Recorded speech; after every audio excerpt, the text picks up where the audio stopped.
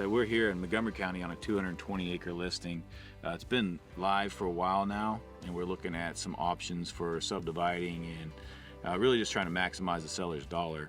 And he had brought up the idea about putting some duck marshes in. So we're here today to put some feet on the ground, look at some maps, see what the potential is to actually put a duck marsh on it. So if we check out these maps, here's your aerial, here's your topography. This is a locator map. It's going to show some proximity to Elk City Lake, and then our soils here. So where was he talking about? He was talking about the North 80 here, where the water cuts through here. Maybe a marsh in this area. So we're following this. Following that water line there. Water line. Okay. And then you look at the map, and we want clay soils for a marsh. So this is kind of going to be the edge, which is right on the edge of that. So yeah, that's the clay soil, 1 to 3% slope. We'll have to get up there and make sure we're closer to that 1% than the 3%. Some things the map's great for, but sometimes you just got to get your feet on the ground. You get too much and you can't keep your dam. This also I thought was interesting. Here, as you look at Elk City Lake's a pretty renowned place for waterfowl hunting. They got a refuge on there, and there's a lot of people come from all over the country to hunt it. But as the duck would fly, what is that? Mile from water edge, yeah. And then there's a lot of big crop ground that'll surround out to the north and northeast and northwest, which is definitely going to put birds flying over the top of this property. And we got crop ground on this place too. So yeah, I didn't catch. I should have made an FSA map too.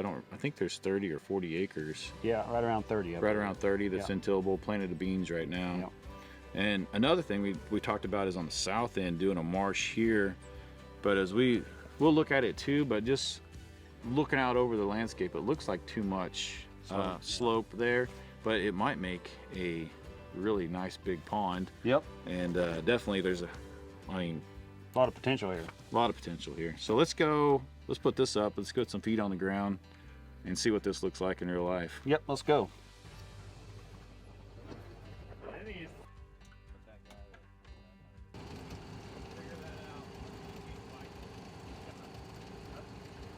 So, question, when do you build a pond? When do you build a marsh? And why? So, I'm gonna say the marsh on shallow slopes and ponds on a heavy slope. The reason being is the water flow will blow out a marsh pretty easy. So, and one thing you'll hear a lot of guys talk about is on a marsh you want to cover as much ground as you can with a little amount of water. So if you're flat, like we got a slope going up here, but out through this area here is a lot flatter. You have to move less dirt, so your dam's smaller. And then that same, if you did like the volume of water it takes to cover that area, it's a lot less on a flat area than it is if you're trying to fill a slope where you got 4 foot of water ranging all the way out to 6 inches. It'd be better if we could just flood the whole thing with 6 inches. It takes a lot less water, and that's marsh is for waterfowl. Yeah. The pond can be for waterfowl too, but it could also be recreation or water supply, livestock. You know, it could be for fishing and just family fun, and it could also be for waterfowl hunting. But this property here lends itself really well to a marsh here in this slough.